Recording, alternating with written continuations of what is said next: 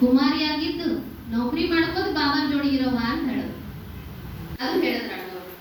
ಅದು ನನಗೆ ಇಷ್ಟ ಆಯ್ತು. ಉಳಿದವ್ರು ಯಾರಿಗೂ ನಾನು ಪಸಂದ್ ಬಂದಿದ್ದಿಲ್ಲ, ಎಲ್ಲರ ಮ್ಯಾಗ ಸಿಟ್ಟೆ ಬಂದಿತ್ತು. ಆದ್ರೆ ಅಣ್ಣವ್ರು ಮಾತ್ರ ಎಲ್ಲರೂ ಹೇಳ್ದಂಗೆ ಮದುವೆ ಮಾಡ್ಕೊಂಡು ಹೋಗ್ಬಿಡು, ಸಂಸಾರ ಬೀಳು, ಇದು ಮಾತ್ರ ನನಗೆ ಹೇಳಿಲ್ಲ. ಕುಮಾರಿಯಾಗಿದ್ದು ನಿಮ್ಮ ಮನ್ಯಾಗ ಅವ್ವಪ್ಪ ಕೇಳ್ತಾರ, ನೌಕರಿ ಮಾಡಂತಾರಲ್ಲ, ನೌಕರಿ ಮಾಡು ಅಂತ ಹೇಳಿದ್ರು. ಆದ್ರೆ ಅಣ್ಣವ್ರಿಗೆ ಹೇಳಿದೆ, ಬಾಬಾನ ಹೇಳ್ತಾನ್ರಿ ಅಣ್ಣವ್ರ ನೌಕರಿ ತೋಗ್ರಿ ಅಂತ.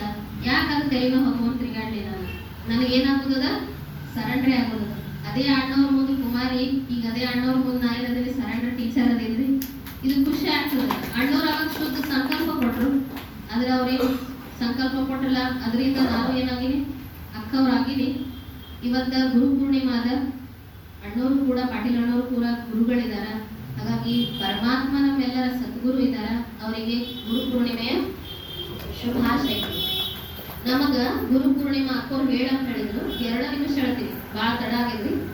ಗುರು ಪೂರ್ಣಿಮಾ ನಮ್ಮ ವೇದಶಾಸ್ತ್ರ ಉಪನಿಷತ್ತುಗಳಲ್ಲಿ ಶಾಸ್ತ್ರಗಳಲ್ಲಿ ಬರ್ದದ, ಋಗ್ವೇದದಲ್ಲಿ ಕೂಡ ಬರ್ಲಿದೆ. ಗುರು ಪೂರ್ಣಿಮಾ ಎದಕ್ಕಂದ್ರೆ ಗುರುವಿಗೆ ನಮ್ಮ ಕೃತಜ್ಞತೆಯನ್ನ ಸಲ್ಲಿಸಕ್ಕೆ ಒಂದಾಯ್ತು. ಬರೀ ಗುರುವಿನ ಸ್ಮರಣೆ ಮಾಡೋದು, ಗುರುವಿನ ಕೊಡುಗೆನ ಹೊಗಳಕ್ ಅಷ್ಟೇ ಅಲ್ಲ, ಜ್ಞಾನದ ಮಹತ್ವ ಎಷ್ಟದ ಮನುಷ್ಯನಿಗೆ ಅಂತ ಹೇಳಿ ಅದಕ್ಕೋಸ್ಕರ ಗುರು ಪೂರ್ಣಿಮೆಯನ್ನು ಮಾಡಿದ್ವಿ. ಈಗ ನಾವ್ ಏನೇನ್ ಹಬ್ಬಗಳ ಹರಿದಿನಗಳ ಮಾಡಿದ್ರೆ ಹಿಂದೊಂದು ಇಂಟೆನ್ಷನ್ ಇರ್ತದೆ, ಪ್ರತಿಯೊಂದಕ್ಕೂ ಒಂದ್ ಏನಾದ್ರು ಉದ್ದೇಶ ಇರ್ತದೆ. ಇದು ಗುರುವಿನ ಶ್ರೇಷ್ಠ ಸ್ಥಾನ ಮತ್ತು ಗುರುವಿನ ಬಗ್ಗೆ ಇರುವಂತಹ ಮಹತ್ವವನ್ನ ಅರಿತುಕೊಳ್ಳೋದಷ್ಟೇ ಅಲ್ಲದೆ ಜ್ಞಾನದ ಮಹತ್ವ ಜೀವನಕ್ಕೆ ಎಷ್ಟು ಅವಶ್ಯಕತೆ ಅದ. ಯಾವ ಜ್ಞಾನ, ಲೌಕಿಕ ಜ್ಞಾನ ಅಂದ್ರೂ ವಿದ್ಯಾಭ್ಯಾಸ ಜ್ಞಾನ ಅಂದ್ರೂ ಸಿಕ್ಕೇ ಸಿಗ್ತದೆ. ಅದ್ರ ಜೊತೆಗೆ ಆಧ್ಯಾತ್ಮಿಕ ಜ್ಞಾನದ ಅವಶ್ಯಕತೆ ಏನದರಿ ಈಗಿನ ಜನಕ್ಕೆ ಬಹಳ ಐತೆ ಅಂತ ಹೇಳಿ ಅದಕ್ಕೆ ಗುರು ಅಂದ್ರೆ 2 ಶಬ್ದಗಳಿದಾವೆ. ಗು ಅಂದ್ರೆ ಏನ್ ಹೇಳಿ, ಗುರು ಅಂತೀವಿ. ಎಲ್ಲರೂ ಗುರುಗಳನ್ನ ವಿಚಾರ ಮಾಡೋಣ, ನೆನಪು ಮಾಡ್ತೀವಿ ನಮ್ಮ ಗುರುಗಳನ್ನ. ಗುರು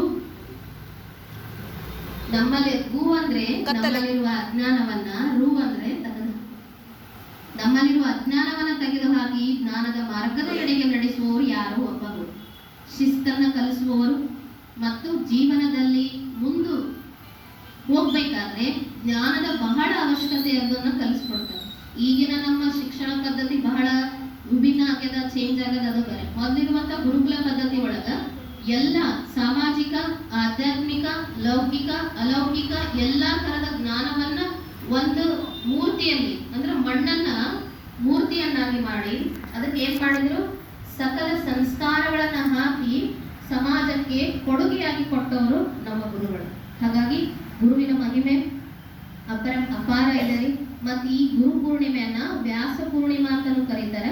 ಯಾಕಂದ್ರೆ ವ್ಯಾಸರು ಹುಟ್ಟಿದಂತಹ ಇವತ್ತು ದಿನ ಅದ. ಬರೀ ಕೇವಲ ಹಿಂದೂಗಳಲ್ಲಷ್ಟೇ ಗುರು ಪೂರ್ಣಿಮಾ ಮಹತ್ವ ಇಲ್ಲ, ಇದು ಬೌದ್ಧ ಮತ್ತು ಜೈನರಲ್ಲಿ ಕೂಡ ಏನದ, ಗುರು ಪೂರ್ಣಿಮೆ ಇವತ್ತನ್ನ ಆಚರಣೆ ಮಾಡ್ತಾರೆ. ಮತ್ತು ಹೇಳಲಾಗ್ತದೆ ಇತಿಹಾಸಗಳ ಪ್ರಕಾರ ಈ ಗುರು ಪೂರ್ಣಿಮೆ ದಿನ ಪರಮಾತ್ಮ ಶಿವ 7 ಋಷಿಗಳಿಗೆ ಜ್ಞಾನವನ್ನ ಕೊಟ್ಟರು ಅಂತ.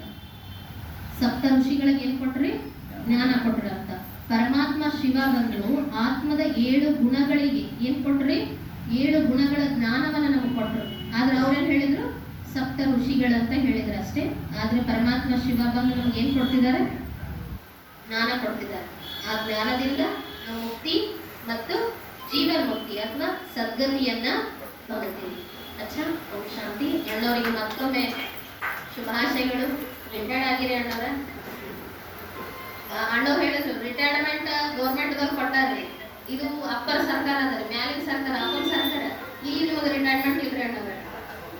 ಇಲ್ಲಿ ನಾವು ರಿಟೈರ್ಮೆಂಟ್ ಭಗವಂತ ನಮ್ಗೆ ಕೊಡೋದಿಲ್ಲ. ಸದಾ ಅವರಿಗೆ ಆರೋಗ್ಯ, ಆಯುಷು ಮತ್ತು ಇನ್ನೊಂದಿಷ್ಟು ಪುರುಷಾರ್ಥ ಮಾಡ್ಲಿಕ್ಕೆ ಭಗವಂತ ಅವರಿಗೆ ಶಕ್ತಿ ತುಂಬಲಿ, ಇನ್ನೊಂದಿಷ್ಟು ಜಾಸ್ತಿ. ಅಣ್ಣವ್ರು ಹೇಳಿದ್ರು ನನಗೆ ಎಲ್ಲ ಬಾಬಾ ಭರ್ಪೂರ್ ಕೊಟ್ಟಾನ, ಎಲ್ಲ ಕೊಟ್ಟಾರ. ಅವ್ರಿಗೆ ಮತ್ತೇನೋ ನಾವು ಬಯಸುವುದು ಅಥವಾ ಶುಭ ಭಾವನೆ ಇಡೋದು ತಪ್ಪಾಗ್ತದ. ಆದ್ರೆ ಅಲೌಕಿಕ ಜೀವನದಲ್ಲಿ ಒಬ್ಬ ಕುಮಾರ ಆಗಿ ಪವಿತ್ರ ಜೀವನ ನಡೆಸಿ ಅಣ್ಣವ್ರು 36 ವರ್ಷ ರೀ, ಸಾಧಾರಣ ಅಲ್ಲ. ಎಷ್ಟ್ರಿ? 36 ವರ್ಷ ತಮ್ಮ ಪವಿತ್ರ ಜೀವನದ ಮೂಲಕ ಮಾದರಿಯಾಗಿದ್ದಾರೆ. ಮತ್ತು ಅವ್ರು ನಮಗ ಇನ್ನು ಮುಂಬರುವಂತಹ ಕುಮಾರರಿಗೂ ಕೂಡ ಅವ್ರಿಗೆ ಏನಂತಾರೆ, ಪ್ರೇರಣಾದಾಯಕ ಅದಾರ. ಅವರು ಪ್ರೇರಣಾದಾಯಕ ಜೀವನ ನಡೆಸಿದಕ್ಕ ಮತ್ತು ಭಗವಂತನಿಗೆ ತಮ್ಮ ತನುಮನ ಧನ ಕೊಟ್ಟಿದ್ದಕ್ಕ ಅಣ್ಣವರಿಗೆ ಎಷ್ಟು ಧನ್ಯವಾದಗಳು ಹೇಳಿದ್ರು ಕೂಡ ಕಡಿಮೆ ಇದೆ. ಧನ್ಯವಾದಗಳು ಅಣ್ಣವರೇ. ವಂಶ